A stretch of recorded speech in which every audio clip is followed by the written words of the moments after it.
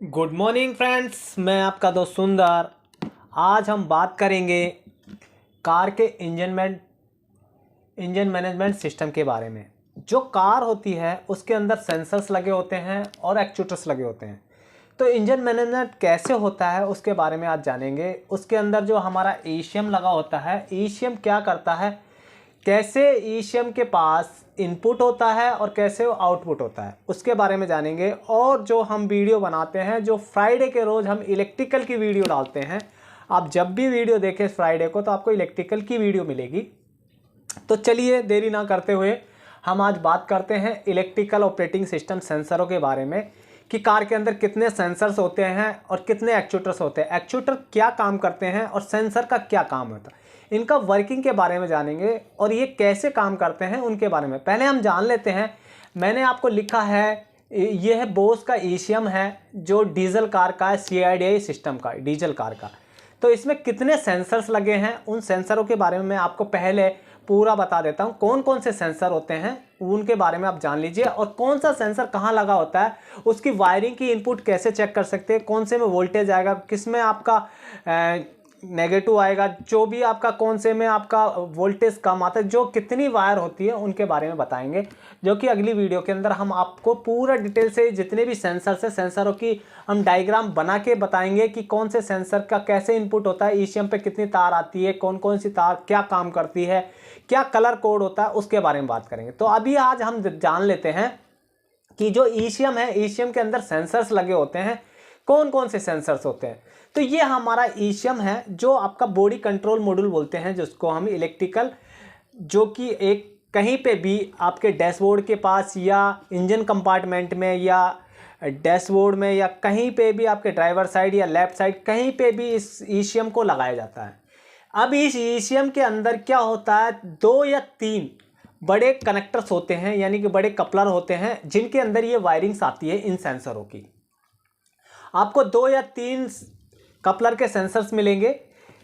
लेकिन अभी ये जो ईसीएम जो आपका फिट है, अब इस ईसीएम के ऊपर क्या होता है, ये कैसे इंफॉर्मेशन लेता है और कैसे आउटपुट करता है। तो सबसे पहले एक जान लेते हैं इसमें क्या होता है। एक कूलेंट टेम्परेचर सेंसर होता है। कूलेंट टेम्परेचर सेंसर ये इंफॉर्मेशन देता है ईसीएम को। एक कूलेंट टेम्परेचर सेंसर लगा होता है, दूसरा क्रैंक सेंसर लगा होता है, ये क्रैंक सेंसर होता है। तीसरा बूस्ट प्रेशर सेंसर होता है। चौथा MAF सेंसर यानी मैनिफोल्ड एब्सोल्यूट प्रेशर सेंसर होता है। ये इमोबिलाइजर, जो कार के अंदर इमोबिलाइजर का इनपुट आउटपुट होता है, उसके बारे में होता है। तीसरा जो आगे हम देखते हैं, accelerator pedal sensor. Accelerator pedal sensor लगा होता है। जो आगे व्हीकल स्पीड सेंसर, ये व्हीकल स्पीड सेंसर होता है। आगे हम चलते हैं, केम सेंसर लगा होता है। उसके बाद में आप देखें ग्लो प्लग फीडबैक होता है, रेल प्रेशर सेंसर होता है, और वाटर इन फ्यूल सेंसर्स लगे होते हैं, और AC लॉजिक इनपुट होता है, और ब्रेक स्विच होता है, और क्लच स्विच होता है। तो ये हमने देखा है, एक सेंसर ये हो गया आपका, दूसरा ये हो गया, तीसरा ये हो गया, चौथा ये हो गया, पांचवा, छठा, 7, 8, 9, 10, 11, 12, 13, 14।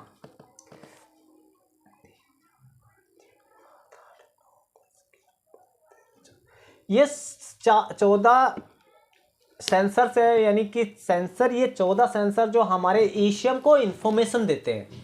जब ईसीएम को इंफॉर्मेशन आती है तो हमारे जो एक्चुएटर्स होते हैं वो वर्क करना चालू करते हैं, और उसी एक्चुएटर के आधार पे हमारा इंजन प्रॉपर वर्क करता है। क्या ब्लैक स्मोक देना है, इंजन की पावर कैसे रखनी है, इंजन का एवरेज क्या रखना है, इंजन की स्पीड, आइडल, जो भी है वो ये सेंसरों के आधार पे ही हमारी एक्चुएटर्स चलते हैं, जिनको मैं बता देता हूं। जैसे फैन लॉजिक आउटपुट होता है, EGR सोलोनाइड वर्क करता है, इमोबिलाइजर काम करता है, ग्लो प्लग की जो है कंट्रोलर, ग्लो प्लग कंट्रोलर वो काम करता है, इंजेक्टर्स हमारे काम करते हैं, प्रेशर रेगुलेटर्स जो होता है रेल प्रेशर के ऊपर वो काम करता है, ग्लो प्लग की लाइट काम करती है, और डायग्नोस्टिक कनेक्टर इससे ही काम करता है, और AC क्लच हो गया, और SV व्हीकल सर्विस व्हीकल सुन लाइट होगी, और फ्यूल पंप हो गया। तो आज हम बात करते हैं इन सारे सेंसरों के बारे में बात कर रहे हैं, लेकिन आज हम बात करते हैं कूलेंट टेम्परेचर सेंसर के बारे में। कूलेंट टेम्परेचर सेंसर कहाँ लगा होता है और ये क्या काम करता है?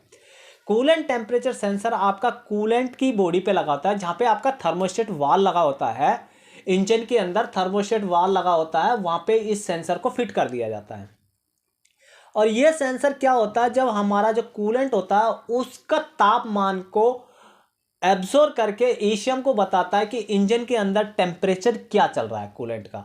उस टेम्परेचर का कूलेंट चलता है ज़्यादा होने से ही, जैसे ही अगर इस इंफॉर्मेशन देता है कि 93 डिग्री से ज़्यादा टेम्परेचर जा रहा है, तो ये क्या करता है, फैन लॉजिक को आउटपुट करता है, यानी कि फैन की जो रिले है उसे ऑन कर देता है और जो हमारा फैन मोटर है वो ऑन हो जाती है। इस हिसाब से ये जो कूलेंट टेम्परेचर सेंसर इसको इन्फॉर्मेशन देता है और ये आउटपुट करता है फैन मोटर को। फैन का जो रिले होता है उसे ऑन करता है, ऑन करते ही आपका फैन चल जाता है। फैन जब चल जाता है तो क्या होता है, इंजन की जो बाहर की हवा होती है उसे अंदर की साइड खींचता है रेडिएटर के फिंसों के साथ। जो रेडिएटर के अंदर पानी घूम रहा है, हमारा कूलेंट घूम रहा है, वो ठंडा हो जाता है और फिर वो ठंडा पानी रिसर्कुलेट होता है, तो हमारा जो इंजन घूम रहा होता है वो ठंडा हो जाता है। क्योंकि जैकेटों के अंदर हमारा कूलेंट घूमता है, कूलेंट घूमने के कारण जैकेटों में जितना भी टेम्परेचर बनता है वो भाप वापसी आउटपुट हो जाती है और जो कूल ठंडा पानी होता है वो वापसी इंजन के अंदर चला जाता है। तो इंजन ठंडा करने के लिए इस सेंसर का ज़्यादा इंपॉर्टेंट पार्ट है।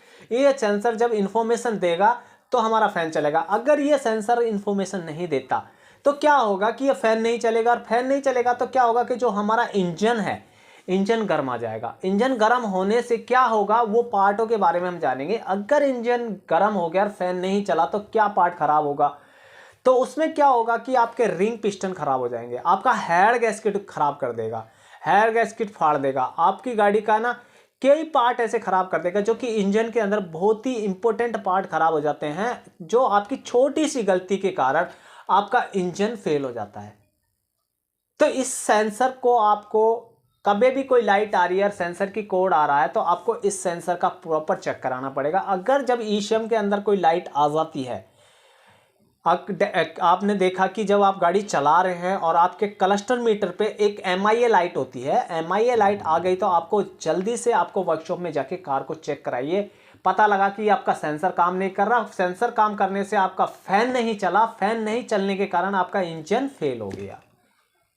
तो आई होप कि आपको ये सेंसर के बारे में पता लगा होगा। अगली वीडियो में हम आगे बात करेंगे और हर सेंसर के बारे में बात करेंगे कि ये सेंसर कैसे लगा होता है, कहाँ लगा होता है, इसकी वायरिंग चेक करने का प्रोसेस क्या होता है। तो thank you, wish you wealth.